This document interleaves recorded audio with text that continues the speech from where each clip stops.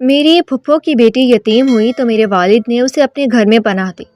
سب اسے یتیم سمجھ کر اس کا خیال رکھتے، مگر وہ تو ہمارے ہی ہر چیز پر قبضہ جما کر بیٹھ گئی تھی۔ میرے کپڑے، میری چیزیں مجھ سے پہلے وہ استعمال کرتی تھی۔ میری اور میری بہن کی چیزوں کو نقصان پہنچاتی۔ ابو اسے کچھ نہیں بولتے تھے، ہمیں ہی صبر کرنے کو کہتے۔ میرا رشتہ طے ہوا، شادی کی تاریخ رکھ دی گئی۔ شادی سے 1.5 ماہ پہلے میرے منگیتر نے ابا سے کہا، میں آپ کی بیٹی سے نہیں، آپ کی بھانجی سے شادی کروں گا۔ یہ سن کر میرے پیروں تلے سے زمین نکل گئی۔ میری کزن اور میرا منگیتر تو… آج میری برداشت ختم ہو گئی۔ میرا غصہ 7ویں آسمان کو چھونے لگا۔ غم اور غصے سے میرا برا حال تھا۔ میرا دل کر رہا تھا کہ میں گھر کی ہر چیز تہس نہس کر کے رکھ دوں۔ ماہین اب حد پار کرنے لگی تھی۔ اس کی شرانگیز حرکتیں بڑھتی ہی جا رہی تھی۔ وہ بس مجھے اذیت دینا چاہتی تھی، اور مجھے تکلیف دینے کے لیے آج اس نے میری نئی قمیض جلا دی۔ مجھے اپنی وہ قمیض بہت پیاری تھی۔ ایف اے میں ٹاپ کرنے کی خوشی میں میرے بڑے ماموں میرے لیے دبئی سے لائے تھے۔ جب سے وہ شرٹ مجھے ملی تھی، ماہین حسد سے پاگل ہو رہی تھی۔ اس نے 1-2 بار مجھ سے شرٹ مانگی۔ وہ میری شرٹ پہننا چاہتی تھی۔ ہر بار کی طرح میری نئی شرٹ پہلے اسے چاہیے تھی، مگر میں نے دینے سے صاف انکار کر دیا اور کہہ دیا، دیکھو تم پہلے میری ساری چیزیں استعمال کر چکی ہو، میں نے کچھ نہیں کہا، مگر یہ شرٹ میں تمہیں کسی صورت نہیں دوں گی۔ میرے ماموں بہت پیار سے میرے لیے لائے ہیں، اس کو میں صرف خود استعمال کروں گی۔ میرے انکار نے ماہین کو بھڑکا دیا۔ آج فرینڈز کے گھر پارٹی تھی۔ ہماری کلاس کی سب لڑکیاں ایف اے کا رزلٹ آنے کے بعد مختلف شعبوں میں داخلہ لے چکی تھیں، اس لیے ہم دوستوں نے سوچا کہ گیٹ ٹوگیدر رکھ لیتے ہیں تاکہ یہ فنکشن ہم لڑکیوں کے لیے یاد رہ جائے۔ میری فرینڈز نے مجھ سے یہ شرٹ پہننے کا کہا کیونکہ میں نے سب کے سامنے اس شرٹ کی بہت تعریف کی تھی۔ اس نے مجھے اس شرٹ کے ساتھ میچنگ ٹراؤزرز اور دوپٹہ لے کر دیا تھا جو بہت ہی اچھی برانڈ کا تھا۔ میں بہت خوش تھی۔ اپنا سوٹ بہت احتیاط سے پریس کیا اور نہانے گھس گئی، مگر جب نہا کر باہر آئی اور کپڑے اٹھائے تو یہ دیکھ کر میری چینخ نکل گئی۔ میری شرٹ بالکل سامنے سے بری طرح جلی ہوئی تھی، اور میں اچھی طرح جان گئی تھی کہ یہ حرکت کس نے کی تھی۔ میری چھوٹی بہن ایسے میری چیزیں خراب نہیں کرتی تھی۔ ویسے بھی ہم دونوں بہنوں میں بہت پیار تھا، ہم ایک دوسرے کی چیزوں کا اس طرح نقصان نہیں کرتے تھے۔ رہ گئی امی، تو وہ بھی کبھی ایسی حرکت نہیں کر سکتی۔ صرف ماہین تھی جس نے اپنی جلن میری شرٹ پر نکالی تھی۔ یہ پہلی بار نہیں تھا۔ ماہین اکثر میرے ساتھ ایسی شرانگیز شرارتیں کرتی تھی جس سے مجھے ذہنی اذیت پہنچے، لیکن میں برداشت کر جاتی تھی۔ مگر آج جو حرکت اس نے کی وہ مجھ سے برداشت نہیں ہوئی۔ میں نے چینخ چینخ کر پورا گھر سر پر اٹھا لیا۔ میری چینخیں سن کر امی، ابو اور چھوٹی بہن فاطمہ بوکھلا کر میرے کمرے کی طرف بھاگے۔ ابو بھی اسی وقت گھر آ چکے تھے۔ میری چینخوں نے انہیں پریشان کر دیا تھا۔ میں نے رو کر انہیں بتایا کہ ماہین نے میری شرٹ جلا دی ہے۔ میری بات پر ابو تھوڑا خفا ہو کر بولے، یہ اتنی بڑی بات نہیں ہے عائشہ، تم نے تو ایسے چینخیں ماری، مجھے لگا پتہ نہیں کوئی بلا گھر گھس آئے گی، تمہیں احتیاط سے کام لینا چاہیے۔ میرا تو دل کانپ گیا، ایسے مت کیا کرو بیٹا۔ ابو کی بات پر میں نے روتے ہوئے ان کی جانب دیکھا۔ یہ ان کے لیے بہت معمولی بات تھی، کیونکہ انہیں اپنی بیٹیوں کی کبھی بھی پرواہ نہیں رہی تھی۔ انہیں تو بس اپنی بھانجی نظر آتی تھی۔ میں نے غصے سے کہا، یہ چھوٹی بات نہیں ابو، مجھے اپنی شرٹ بہت پیاری تھی، ماموں میرے لیے دبئی سے لائے تھے، میں نے ایک بار بھی نہیں پہنی تھی۔ ماہین ہر میری چیز استعمال کر لیتی ہے، مگر میں نے کچھ نہیں کہا کہ وہ آپ کی بہت پیاری بھانجی ہے اور آپ اس کی آنکھوں میں آنسو نہیں دیکھ سکتے، چاہے اس چکر میں آپ کی اپنی بیٹیاں کتنی دکھی کیوں نہ ہو جائیں۔ مگر آج میری برداشت ختم ہو گئی ہے۔ اسے میرے لیے آیا ہر گفٹ، ہر چیز چاہیے۔ میری برداشت ختم ہو گئی ہے۔ اب اس گھر میں یا تو وہ رہے گی یا پھر میں۔ میری بات پر ابو کے چہرے کا رنگ ایک دم پھر سے بدل گیا۔ کتنی دیر بے یقینی سے وہ میری جانب دیکھے گئے، پھر کہنے لگے، مجھے نہیں معلوم تھا کہ ماہین کی خاطر میں اپنی بیٹیوں کی حق تلفی کر رہا ہوں، ان کا کوئی حق ادا نہیں کر رہا۔ مجھے تو لگا تھا کہ میں اپنی تینوں بچیوں میں برابر کا سلوک کر رہا ہوں، مگر آج تم نے مجھے احساس دلایا میں منصف نہیں ہوں۔ یتیم مسکین بچے کو گھر لا کر میں نے غلط کیا۔ ماہین کی طرف سے میں معافی مانگتا ہوں۔ میں اسے سختی سے منع کر دوں گا کہ آج کے بعد تم بہنوں کے کمرے میں نہیں آئے گی اور نہ ہی تمہاری کسی چیز کو ہاتھ لگائے گی، مگر اسے گھر سے نکالنے والی حرکت میں نہیں کر سکتا۔ اللہ سے ڈرتا ہوں، اگر میری بچیاں ایسے یتیم مسکین ہوتی اور ان کے سر پر کوئی آسرا نہ ہوتا تو کیا ہوتا؟ ابو کی بات پر مجھے اپنی غلطی کا احساس ہوا۔ میں غصے میں بہت غلط بول گئی تھی۔ امی نے مجھے تنبیہی نظروں سے گھورا اور ابو سے کہنے لگی، آپ اپنے کمرے میں جا کر آرام کریں، میں عائشہ کو اور سوٹ نکال دیتی ہوں۔ بچی ہے، نیا سوٹ خراب ہونے کی وجہ سے بگڑ گئی ہے، اب دل چھوٹا نہ کریں۔ ماہین کی حرکت نے امی کو بھی دکھی کیا تھا، مگر ابو کی خاطر خاموش رہیں۔ ابو نے ماہین کو بلایا تو معصوم سا چہرہ بنا کر آ گئی، یوں جیسے اس سے زیادہ معصوم اور مظلوم اس دنیا میں کوئی تھا ہی نہیں۔ اسے دیکھ کر میرے زخم پھر سے ہرے ہو گئے۔ ابو نے ماہین کو آرام سے سمجھایا، بیٹے یہ اچھی بات نہیں ہے، اگر آپ کو یہ شرٹ اتنی پسند آ رہی تھی تو مجھے بتا دیتی، میں آپ کے لیے اور منگوا دیتا، مگر عائشہ کا گفٹ خراب کرنے کی ضرورت ہی نہیں تھی، اسے اس کے ماموں نے بہت پیار سے لے کر دی ہے۔ ابو کی بات پر ماہین موٹے موٹے آنسو بہانے لگی اور ہاتھ جوڑتے ہوئے بولی، مجھے معاف کر دے ماموں، میرا مقصد ایسا نہیں تھا، میں ماہین کی شرٹ خراب نہیں کرنا چاہتی تھی، بس مجھے اچھی لگی تو خود پر رکھ کر آئینے میں دیکھنے لگی، مگر اس دوران نہ جانے کیسے شرٹ پر سلوٹ پڑ گئی۔ میں گھبرا گئی تھی کہ اگر عائشہ نے دیکھ لیا تو جان لے گی۔ میں نے اس کی شرٹ اٹھائی، اسی گھبراہٹ میں نے جلدی جلدی استری گرم کر کے سلوٹ دور کرنے لگی، مگر استری بہت گرم ہو گئی تھی اور شرٹ جل گئی۔ میں نے جان بوجھ کر نہیں کیا تھا، پھر بھی میں عائشہ سے اور آپ سب سے معافی مانگتی ہوں، میں اپنے کمرے سے باہر بھی نہیں نکلوں گی، میں جانتی ہوں کہ اپنے گھر میں نہیں ہوں، آپ لوگوں کا بہت بڑا احسان ہے کہ مجھے تنہا نہیں ہونے دیا، اپنے گھر میں پناہ دی، تو بھلا میں کیوں اپنے محسنوں کا نقصان کروں گی، نادانی میں بھول کر بیٹھی ہوں۔ آئندہ عائشہ کی کسی چیز کو ہاتھ نہیں لگاؤں گی۔ یہ کہہ کر ماہین ہچکیوں سے رونے لگی اور اس کی باتیں اور آنسوؤں نے ابو کو دکھی کر دیا تھا۔ وہ شکایتی نظروں سے ہم ماں بیٹیوں کی جانب دیکھتے اپنے کمرے میں چلے گئے۔ امی مجھے خفا نظروں سے دیکھتی ابو کے پیچھے گئیں اور ماہین بھی مسکراتی جتاتی نظروں سے میری جانب دیکھ کر کمرے سے چلی گئی۔ اس کی حرکت نے میرے تن بدن میں آگ لگا دی، میرا دل کیا اس کا سر پھاڑ دوں۔ ایسا نہیں تھا کہ ہم ماں بیٹیاں کمزور اور تنگ دل تھی اور یتیم مسکین لڑکی ہم سے برداشت نہیں ہو رہی تھی، ہم نے اس کو بہت دل سے اپنایا تھا، اپنے گھر میں جگہ دی، بہت پیار اور مان دیا، مگر وہ اچھی لڑکی نہیں تھی۔ ماہین جان بوجھ کر ایسا کرتی تھی، میں اچھی طرح جانتی تھی، نہ اسے احساس ہوا تھا اور نہ وہ سچ میں دکھی تھی، وہ شروع دن سے یہی گھٹیا حرکتیں کر رہی تھی۔ جب سے وہ ہماری زندگی میں آئی تھی اس نے ہماری زندگی عذاب بنا کر رکھ دی۔ میں 8ویں کلاس میں تھی جب میرے ابو کی اکلوتی بہن دل کا دورہ پڑنے سے انتقال کر گئی۔ ان کا شوہر پہلے ہی وفات پا چکا تھا، ماہین اکلوتی تھی، ماں باپ کے انتقال کے بعد بالکل اکیلی پڑ گئی تھی۔ ماں کے بھیجا لاڈ پیار نے اسے خودسر اور بدتمیز بنا دیا تھا۔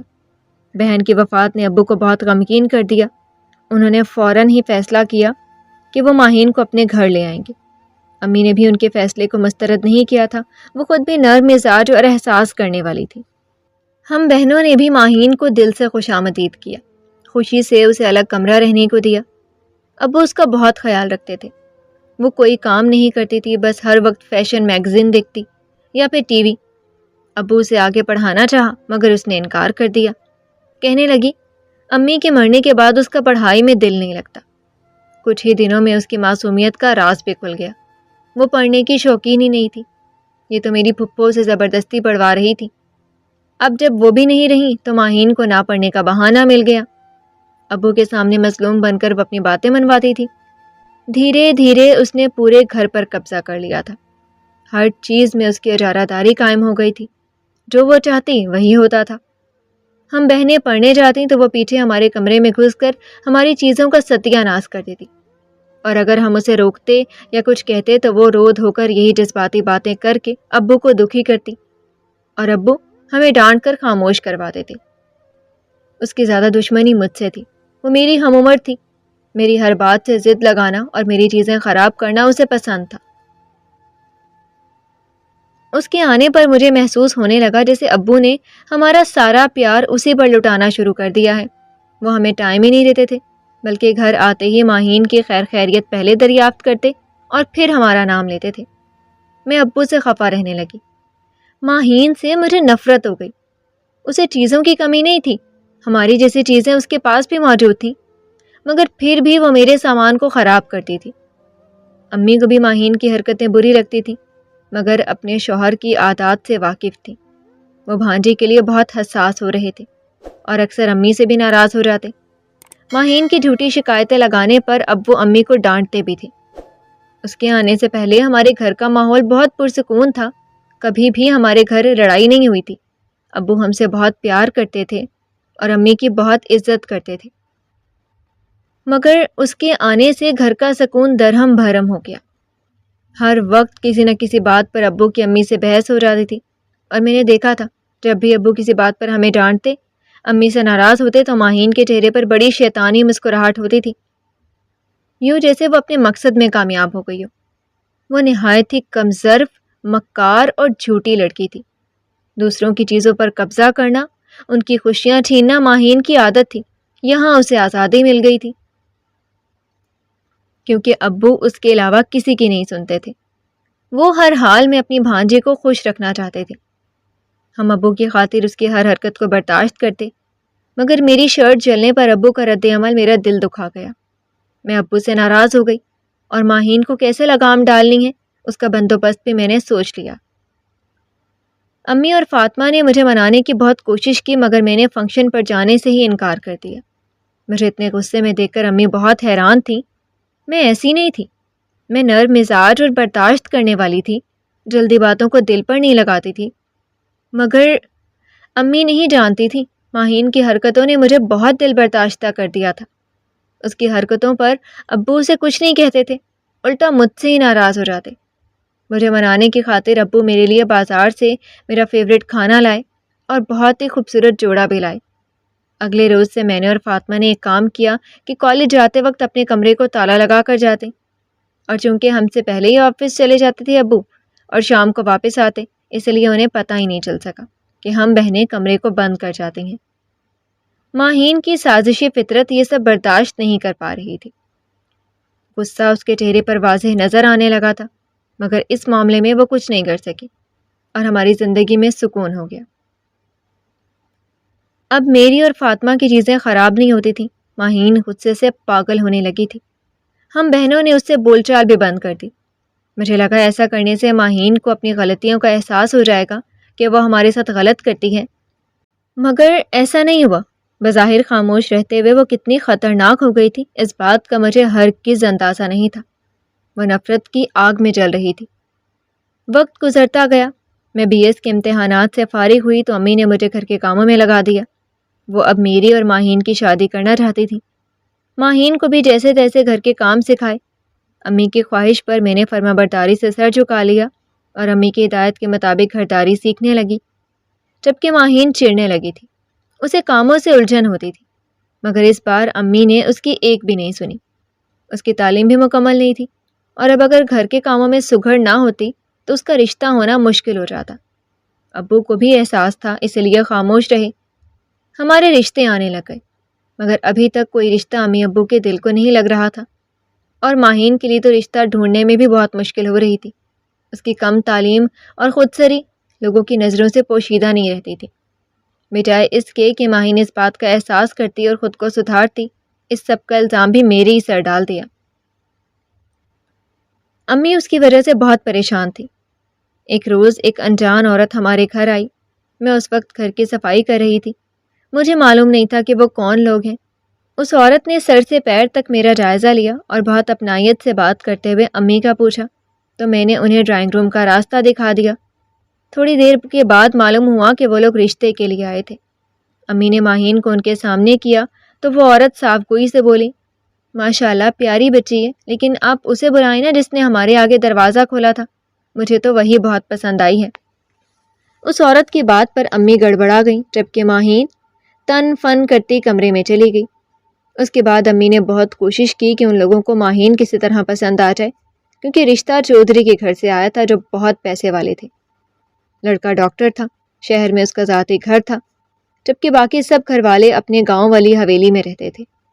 اس عورت کے ٹھاٹ باٹ دیکھنے والے تھے۔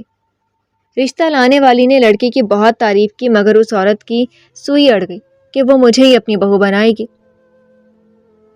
تب ان سے کچھ دن سوچنے کا وقت مانگ کر امی نے ابو سے مشورہ کیا۔ ابو نے بھی اس لڑکی کی چھان بین کر کے میرے رشتے کے لیے ہاں کر دی کہ ایسے رشتے بار بار نہیں آتے۔ رشتہ ہو جانے پر میں بہت خوش تھی اور شرمائی ہوئی تھی۔ جبکہ ماہین کا غصے سے برا حال تھا۔ میں خوش تھی کہ پہلی بار ابو نے میری سائڈ لی ہے۔ اپنے ہونے والے شوہر کے حوالے سے میں بہت سے خواب سجانے لگی تھی، مگر نہیں جانتی تھی کہ ماہین کیسا گھنونا کھیل کھیلنے والی ہے۔ میرے رشتے کی بات فائنل ہونے پر میری نندیں آئیں۔ وہ میرا نمبر لینا چاہتی تھیں تاکہ اپنے بھائی کی بات مجھ سے کروا سکیں۔ ماہین نے ان کو میرا نمبر لکھوا دیا اور بہانے سے ان کے بھائی کا نمبر بھی نوٹ کر لیا۔ امی شادی سے پہلے رابطوں کے حق میں نہیں تھی، اس لیے مجھے سمجھایا کہ بات مختصر کرنا اور طریقے سے سمجھا دینا کہ تم شادی سے پہلے اس کے ساتھ رابطہ نہیں رکھنا چاہتی، یقیناً وہ یہ بات سمجھ جائے گا۔ میں نے امی کی ہدایت پر عمل کیا اور پہلے کال پر یہ بات کہی تو میرے منگیتر نعمان کو اعتراض نہیں ہوا۔ اس نے کال کاٹ دی۔ اس کے بعد دوبارہ میرے نمبر پر اس کی کال نہیں آئی تھی۔ پہلے تو میں نے محسوس نہیں کیا، مگر پھر مجھے حیرت ہونے لگی کہ کیا وہ اتنا فرما بردار تھا کہ میرے ایک ہی بار منع کرنے پر رک گیا، حالانکہ کال کے شوقین لڑکے ایسی باتوں کو نہیں مانتے۔ خیر، میں نے اپنے دل و دماغ میں منفی سوچوں کو جگہ ہی نہیں دی اور اپنی شادی کی تیاریاں کرنے لگی جو کہ 3 ماہ بعد طے پائی تھی۔ ابو کوشش کر رہے تھے کہ ماہین کا بھی رشتہ ہو جائے، مگر اس کی نوبت نہیں آئی۔ ماہین کا رشتہ نہ ہونا تھا اور نہ ہی ہوا، بلکہ شادی سے 1 مہینہ پہلے میرے منگیتر نے ابو سے ملاقات کی اور بتایا کہ وہ اور ماہین ایک دوسرے کو پسند کرتے ہیں اور شادی کرنا چاہتے ہیں۔ بات کے مسئلوں سے بہتر ہوگا کہ ابھی فیصلہ بدل دیا جائے۔ ابو کو یہ سن کر بہت غصہ آیا۔ انہوں نے ماہین سے باز پرس کی تو ماہین نے بھی کہہ دیا کہ وہ اسی سے شادی کرنا چاہتی ہے۔ یہ سن کر میرے سر پر آسمان آ گرا تھا۔ مجھے یقین ہی نہیں آ رہا تھا ماہین میرے ساتھ ایسا بھی کر سکتی ہے۔ میں نے شکایتی نظروں سے امی کی طرف دیکھا تو انہوں نے مجھ سے نظریں چرا لیں۔ انہوں نے مجھے روکا تھا کہ میں اپنے منگیتر سے بات نہ کروں، اور اس کا یہ نتیجہ نکلا کہ میری بجائے وہ ماہین سے باتیں کرنے لگا اور اب اس سے شادی کرنا چاہتا تھا۔ مجھے لگا تھا کہ ابو انکار کر دیں گے، مگر ایسا نہیں ہوا۔ ابو نے ماہین کا رشتہ نعمان سے کر دیا۔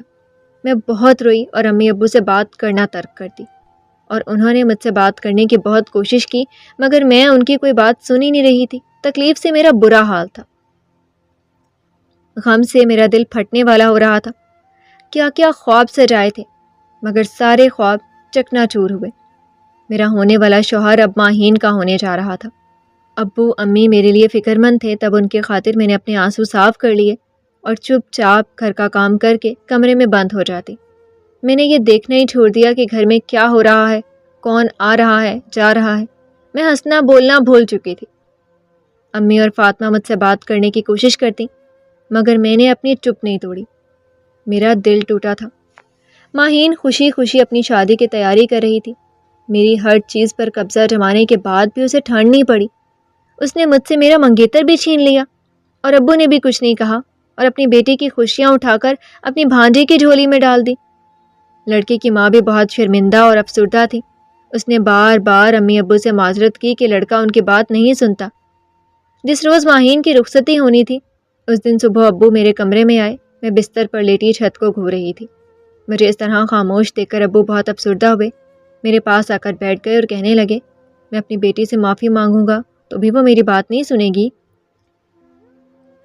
ابو کی بات پر میں نے زخمی نظروں سے ان کی جانب دیکھا، مگر کچھ نہیں بولی۔ تب ابو نے زبردستی مجھے اپنے سینے سے لگایا، میرا ماتھا چوم کر بولے، تمہیں لگتا ہے کہ میں نے اپنی بیٹیوں کو نظر انداز کر دیا اور صرف اپنے بھانجے کو نظروں میں رکھا اور اس کی خوشیوں کا احساس کیا؟